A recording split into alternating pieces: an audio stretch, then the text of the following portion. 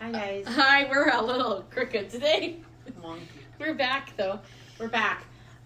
Because Jessica just posted something and I didn't even get to read the comments. I was just because then we started talking about it. Because it got us excited. And then we started we started talking all about it. What are you looking for? Phone. We can't read anything over there. Oh, it's in the car. Not car. It's in my purse, which is the same as the car. It makes things go. Right. It's in my purse. I can go grab it. So anyway, Jessica had sent us a private message and said, please talk more about spinning in the grease. Which we love, and we'll give it, because, when I started spinning a bajillion years ago, people did not have roving. There was no, there was, I'm sure. There was very little commercial roving. You literally went and you bought your fleece, or you bought your washed fleece, and you processed it at home with hand cards. And there was no Etsy, and there was no pretty dyed roving, and there were no shops. There was no Facebook.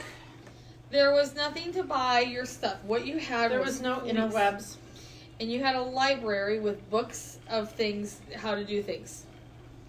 So, I was originally, like I said in the last video, I was originally handed wool in the grease, like a bag of raw wool, to spin. And I spun it in the grease because the woman told me, spin in the grease. Grist. So why would they used to? Why would they used to do this? Why would they used to do this? What a weird thing to used to do. Wow, we're so smart.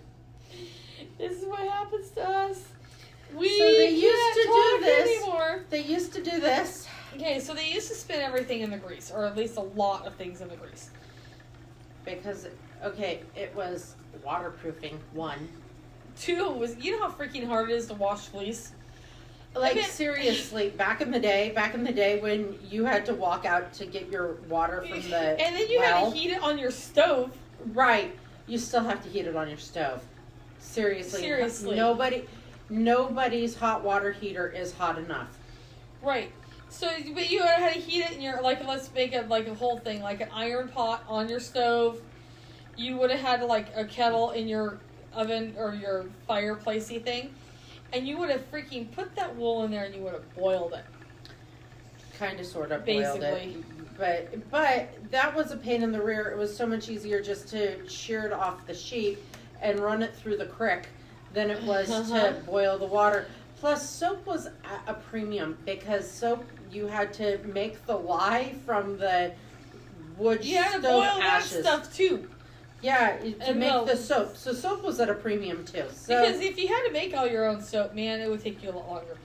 So, you can't just go buy the drain cleaner lye and make your own soap like you can now. Right. We don't do that.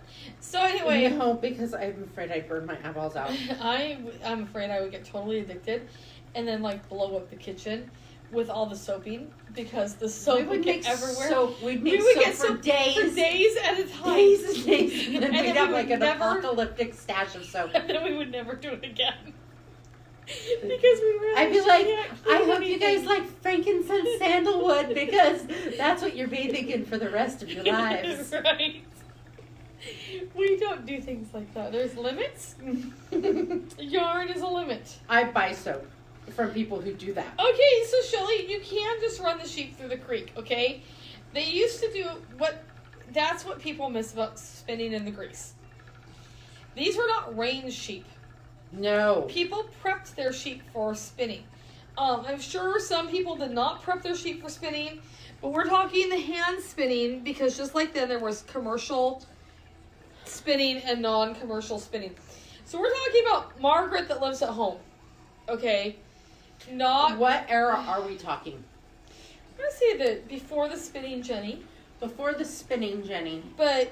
And Margaret's husband. Spinning. Okay, so we're going to... Everybody's seen the movie Babe, right? With the little pigs? We're going there.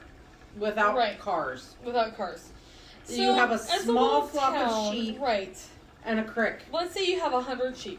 100 is a fairly small flock. Yeah, it is. And so you have a small flock of sheep, And you may or may not have a pig that herds them. Right. That's optional. That's optional on your farm. That'll do, pig.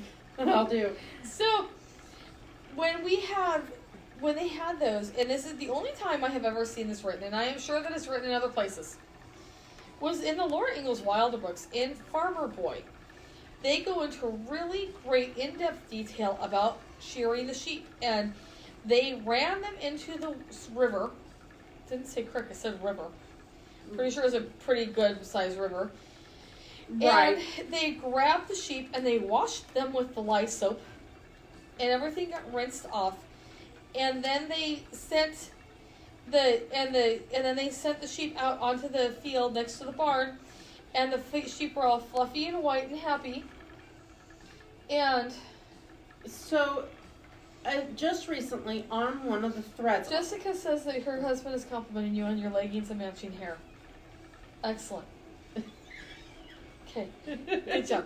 So on one of the threads on one of the Facebook yarning groups. Okay, don't ever expect me to find this again because it's buried. It's like 2 weeks back. Actually, he made up like the monks. No, I read this for real. The monk stuff was a video, so that could have been a dream. I don't read books in my dreams. Okay. So somebody was saying that they were arguing this part in the Laura Ingalls Wilder book about that. Somebody was arguing it, and somebody else came back and went, "No, that really happened. My husband's family did that." Well, I saw a video from Scotland or one of those. Oh wait, yeah, it was that video. It wasn't that video? Yes, it was that video. There's a video of it. Video. This is really exciting. Okay. Thank you, Jessica. This is the This is us unfiltered. So there is a video of them doing this in the long land time again. Oh wait, ago. And somebody commented, "See, I am not losing my mind." Right. And they are doing this. They are running the sheep through the river, through the creek. They would have done that. Our sheep in Florida just got washed by the rain. We all have to think no rain so that the sheep can dry so she can shear him. But yeah, they'd let them dry for a couple of days and then shear them.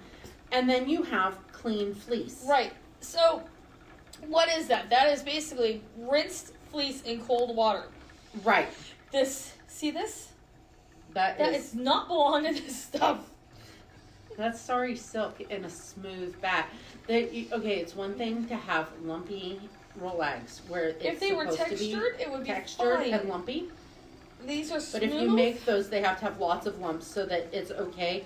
Not smooth, and 3 later a giant lump.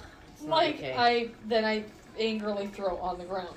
Okay, so that was the backstory of Heather freaking out over a lump. Right.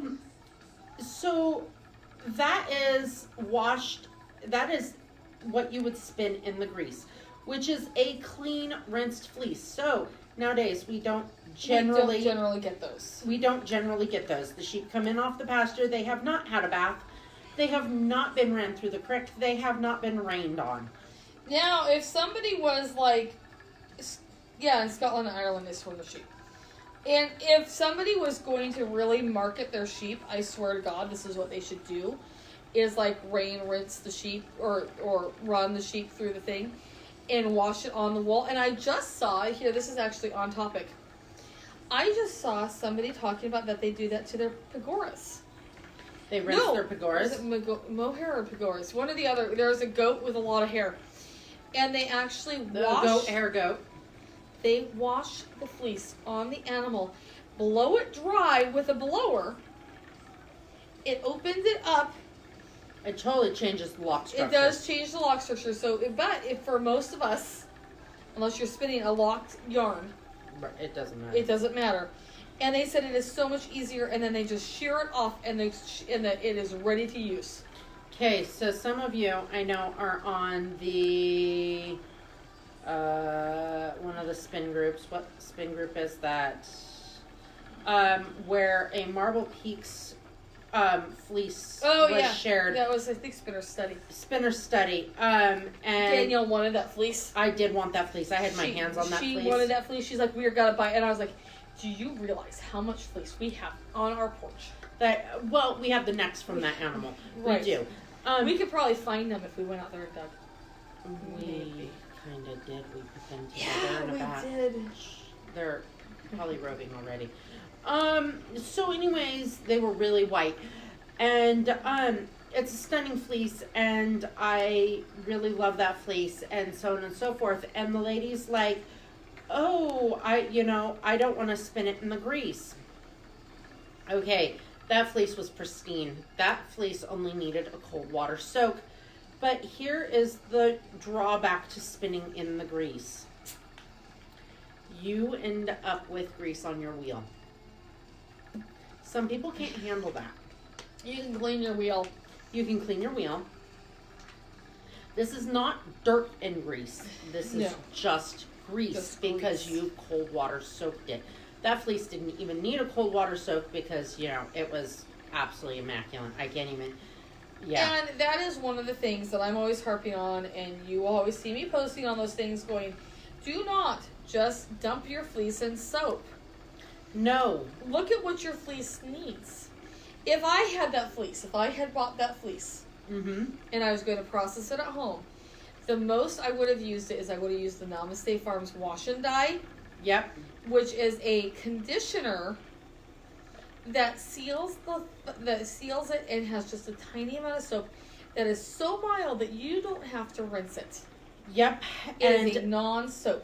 And crazy hot water. And crazy, crazy hot water. And I would have just dumped it in there, swished it around a few times. Or I would have been really, really tempted to not even do a soap. Right. And just do a crazy hot water to lift part of that lanolin. Yep. Because it is a higher lanolin fleece. The Corriedale at Marble Peaks are higher. There's a lot of lanolin. There's a lot of lanolin in those sheep. It doesn't matter whether it has cornmeal in it or not, because Corriedale are merino and Lincoln and Romney. Whatever. Lincoln Romney, I believe. Merino, something. Anyway, they're developed from a long wool and a merino in New Zealand. Yeah. Australia, New Zealand. One of those countries. Down under with the Kiwis and dingoes. Only in Australia. Okay, we're really tired. But they're so somewhere from down south, and they have stuff. Merino in them, and that's why they're greasy. There's a lot of grease in those sheeps, because I have washed some of the Corrie at home, and they're greasy. And when I wash fleece at home, I have never myself, and I will admit this, ever gotten all the lanolin out of my fleece. You can't unless you kill it. Unless you kill it. You want to have just enough lanolin in an ideal world that it just slightly slides through your hand. Now, I want it to just ever so slightly smell of sheep still. That's how I tell. Slides through my hand. So, which is why, okay, so what should you always spin in the grease? Shetland. Long wools. Long wools.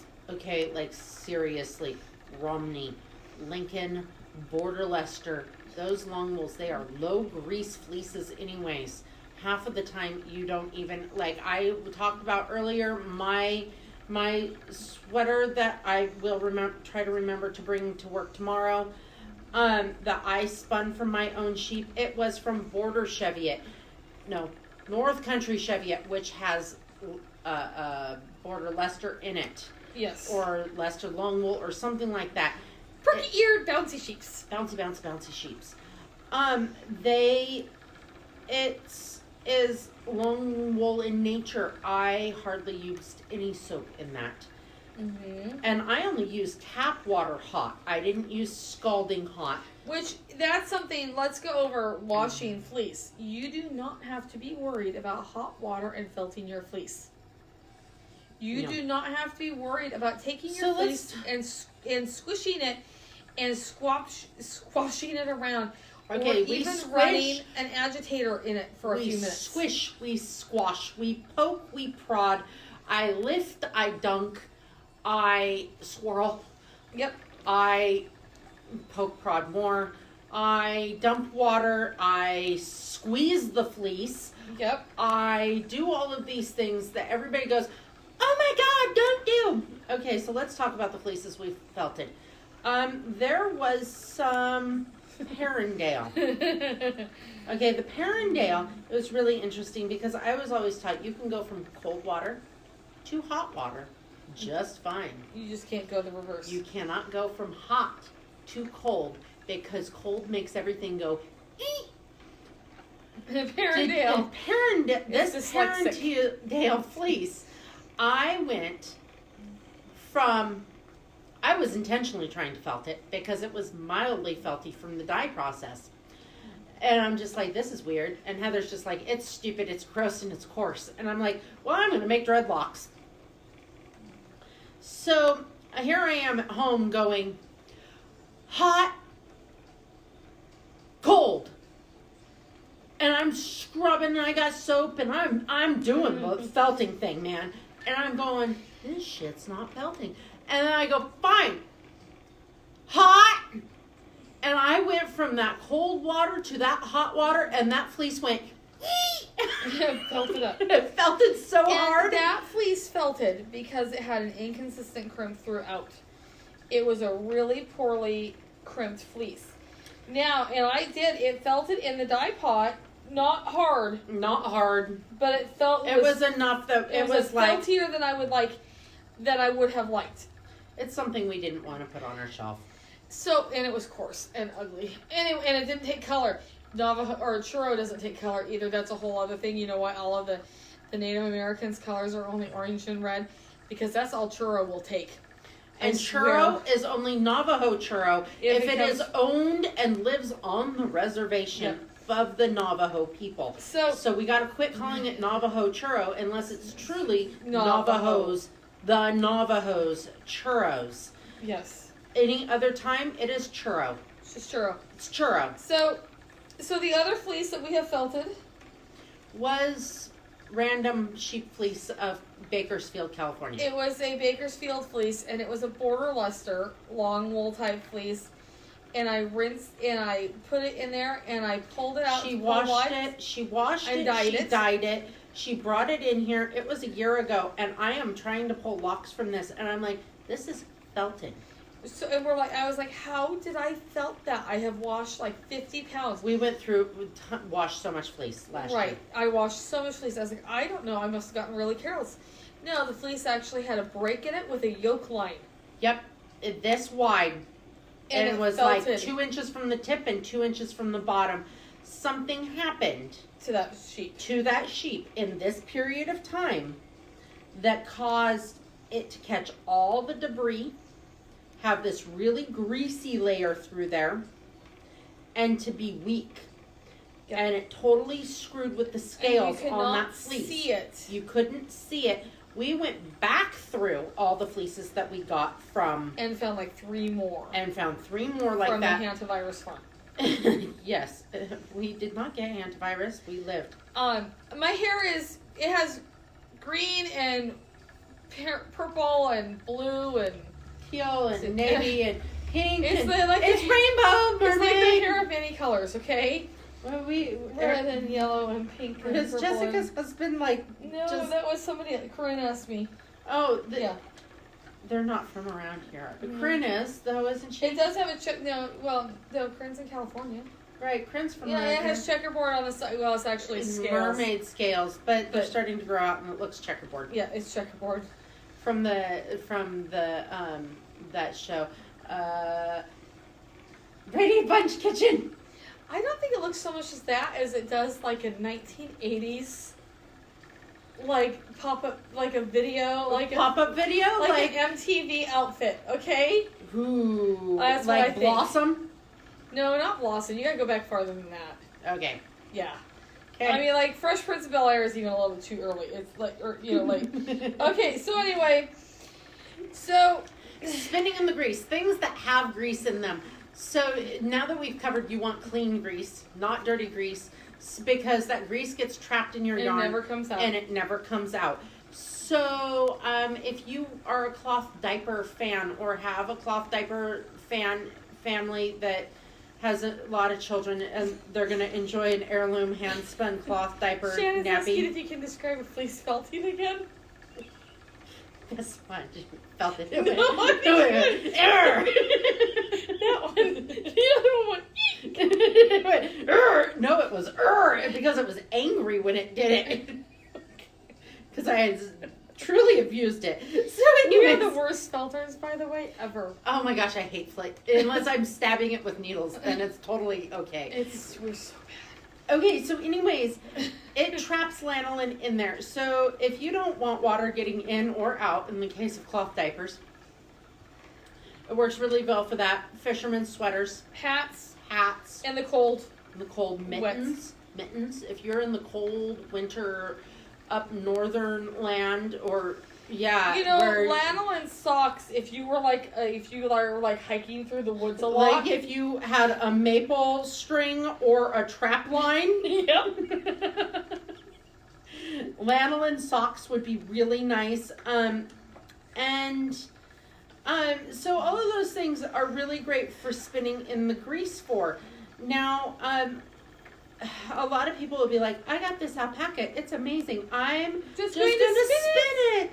No, alpacas are like chinchillas. They bathe in the dust. They pack dirt in there. I personally don't want dirt fibers of any size, variety, shape, or form in between the fibers on my yarn because it acts like sandpaper. So your alpaca, you can do a cold water soak on that. The same as we do the sheep's wool. And alpaca is so freaking dusty. Please wash it. Please wash it. We don't want you dying of the hantavirus. Please wash your which your alpaca fleeces can give you. Or Or something. anthrax.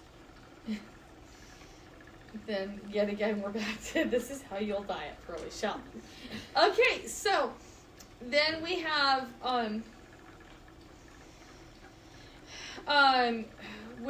we have Shetland in the fiber room, roving-ish stuff. Okay, so when do you want to spin in the grease for your project to be better? Shetland.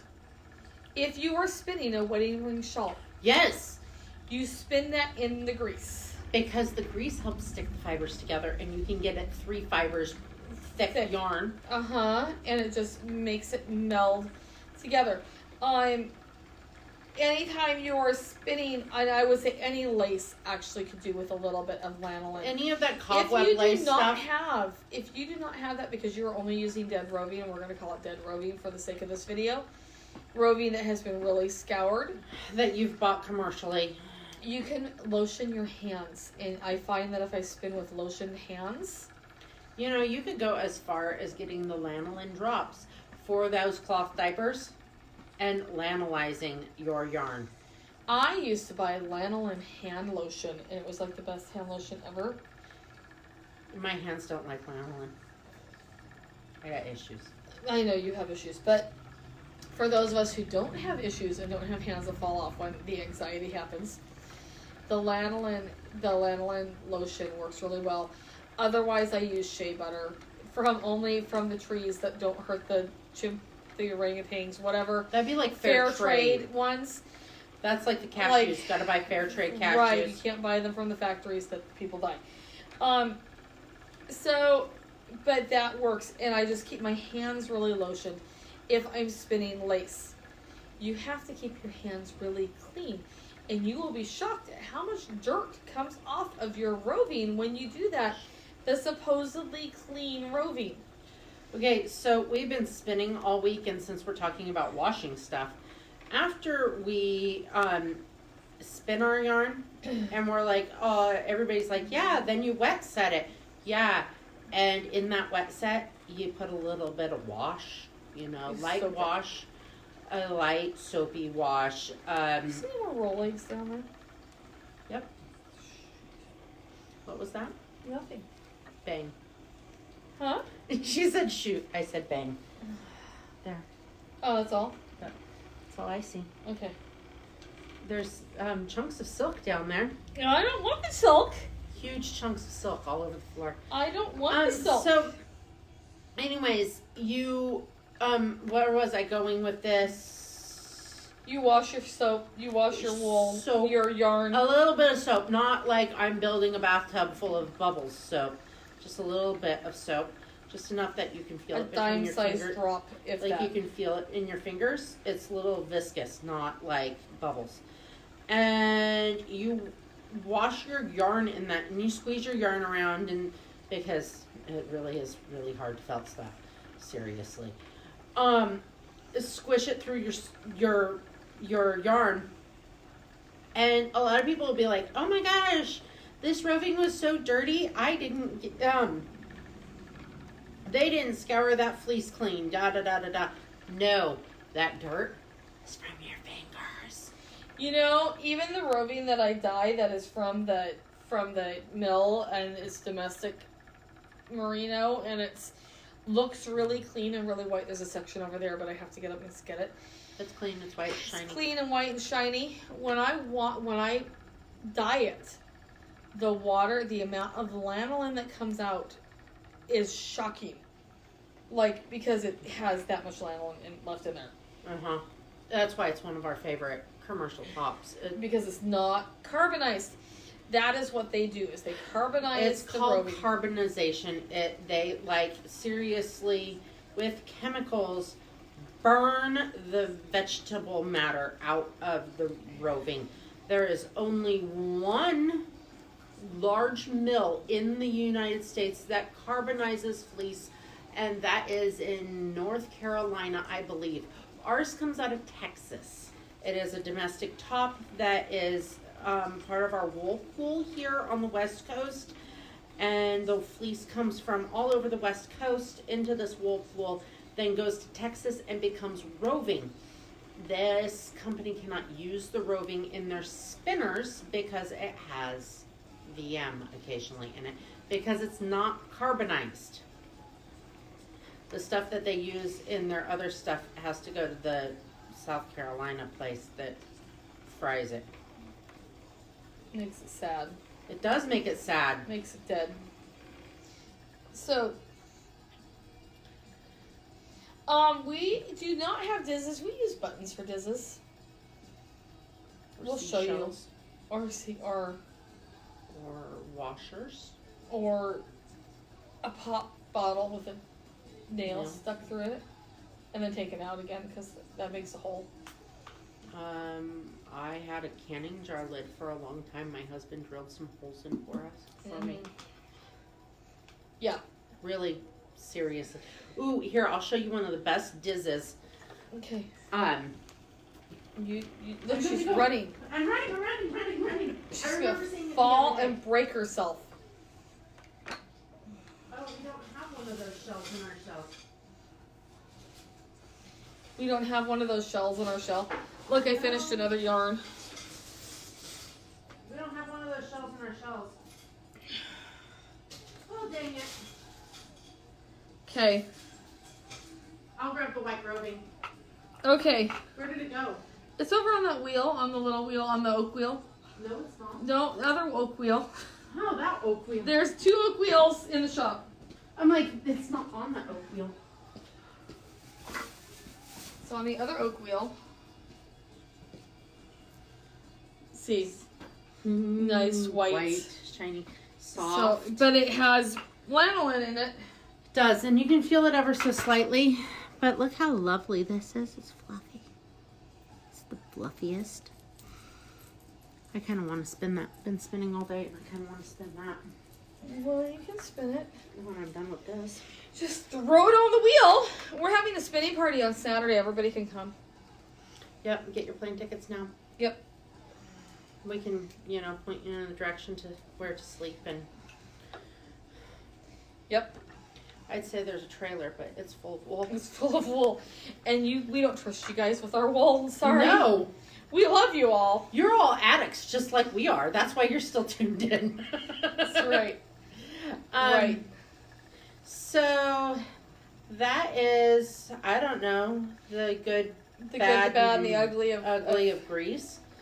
If you are going to spin in the grease or prep any fibers from raw, please, cannot urge you enough. Tetanus is not the way to die. Please go get your tetanus shot. And it is really fun. Everybody should spin in the grease once, and it's interesting. It gives you a whole different perspective. I urge everybody here, if they've not processed a fleece from raw, to please do so. And it doesn't have to be, oh my gosh. If you ever buy a fleece and you go, I don't know about this fleece, I'm so confused, it is not like anything I've ever spun before, please contact us. We will talk you through it. We will talk about how it's going to want to be spun and what type of fleece it is and how you should ideally scour that fleece and give you pointers and tips and tricks, because we've learned the hard way on some. Yep, we have. This is great. This is going to be like frog hair. How many hundreds of yards you can do? I don't know. 150,000 out of 4 ounces. Okay, we can take running bets. Does Heather finish this 4-ounce braid of roving, or does she give up halfway through? I hate 4-ounce braids. Right? So, I think everybody should do a fleece from raw to finished, whether they decide Just once. You don't have to do every fleece because that way. I want to add that, Almanza Wilder's mom, who they ran the sheep, they had merino, and then they had merino because it was finer, and they had to spend the time carefully cutting around the wrinkles and stuff because it covers that in the book too. She then sent all of the wool away to be milled. Because one time she had to do a fleece and then decided it was dumb. She was like, I used to do that when I was a kid. That was stupid. It also says in there that she would knit so fast that her steel knitting needles would be hot. And she would knit like a pair of socks a night. Wow. We are not going to try that. We're not that. We will try to spin as fast as an e-spinner on our wheels that are set up stock from factory. Right. We will be like, we will try to outspin an e-spinner. Yes, we will do that. Not. We are not making socks in one day. Kelly could do it. We could make Kelly try, but she wouldn't. We want to see if you can make your little needles hot. Can you say challenge accept? Kelly, what is it? We have a mission for you. If you do so, accept.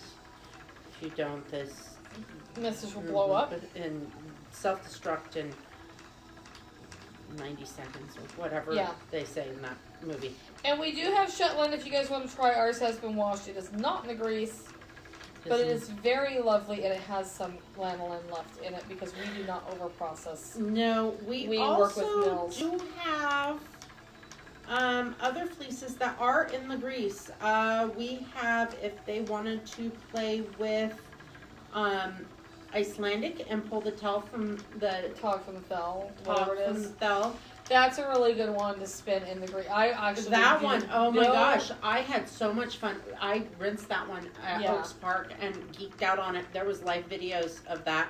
I would not do anything besides just cold water. So nice to spin after a cold water wash. And I pulled that. I will not. I have to spin all this stuff. Okay, Shelly. What is she doing? She says halfway. I'll give up. I have to spin everything. Shelly, it's not halfway. It's like 3/4 of an ounce later. No, it's actually I get down to the last foot. I hate the last foot. Sometimes and this one's really short strippies of color. And I think it's like camel silk or something. I don't know what it is. It didn't have a tag left on it. It's something that's been in the stash for forever. I probably got it. Oh, I'll apply that with Angora. Remember how we were talking about that earlier? Yeah, we did that. We buy a lot of roving thinking that we will apply it with Angora. Some of it we do, some of it we don't. I took some of those braids that I spin with that would I apply with Angora, and that's what I did on Sunday. Sunday I applied it with mohair. That's Angora, right? Hey, why is Angora called? Why is Angora called mohair? Because they got mohaired in Angora rabbits. Right. It's Angora-ish. Mohair. I just found Oh, jeez. Wow! Danielle had an issue. I don't even know how I did that. It bounced. Wow. You snap your little Roby off. Hang on, I'm going to show him what you did here. Ouch! My wheel just bit me. We're not having a good day, okay? It bounced. Day 5. It bounced right off.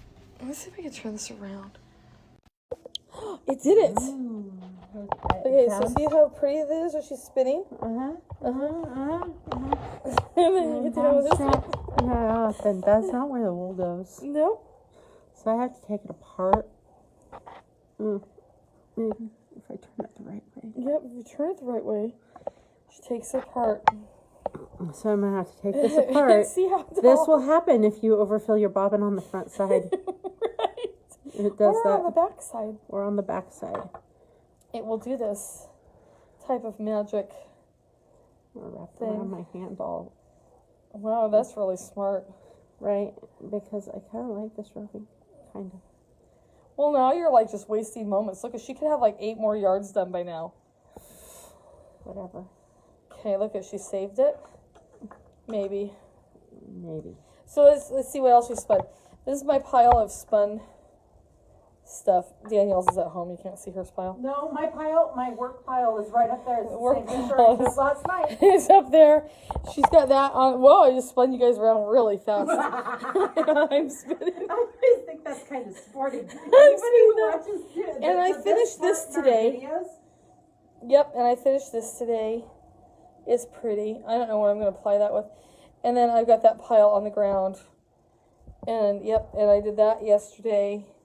And that. And there's a couple other ones I did. Well, there's one underneath here. This I just started. The blue is a different roving entirely because I'll double fill this bobbin. So then she's going to apply it off of that. Or something. Or I'll make it into centerpole balls and then ply it. But I'll probably apply it off of that and chain play. Okay. So now that we've covered a wool, look, we have our special accident emergency stash. Yep. The dogs have given up on us. They have. Ruben finally got the chair, so now he knows where his lot in life is. Right. Yep. Soren says, am I supposed to be doing something? You got up. What do you need? So, anybody have any more questions on any other crazy tangents we could go down? Oh, you didn't talk to them about the golden sheep they're scientifically studying? The golden sheep that they're studying? The golden one sheep. that I read a book on? Yes. What's that book? It's here somewhere. Ow. Let's see. Is it down there? Be down here. I don't know. I have a book on it. Or is it? Or Here it is. Okay. Look, when I was a kid, I read this book, The Golden Lamb. You guys can't read that because it's backwards, but it says The Golden Lamb. Some people can read backwards. And it's all about this kid named Julie who saves this little lamb's life. And the lamb is like golden and has weird fiber. Hello. Well, this is a thing. And they actually have these sheep in Australia, New Zealand, and they are studying them.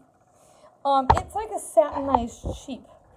But they lack crimp too. They have straight wool and no straight fine wool. And it's very shiny. It's dominant. They found that it's a dominant gene, and yeah, it's really cool. I posted the article. Yes, the book was the one that I remember, Jessica, and it's awesome. And we all read it together here. We did. We had story time. Yep. So, all right, you guys have fun. We're going to go and, spin more yarn. Yes, message us any of your crazy tangents, and because we'll do this again. Talk about it. All right, bye. Bye.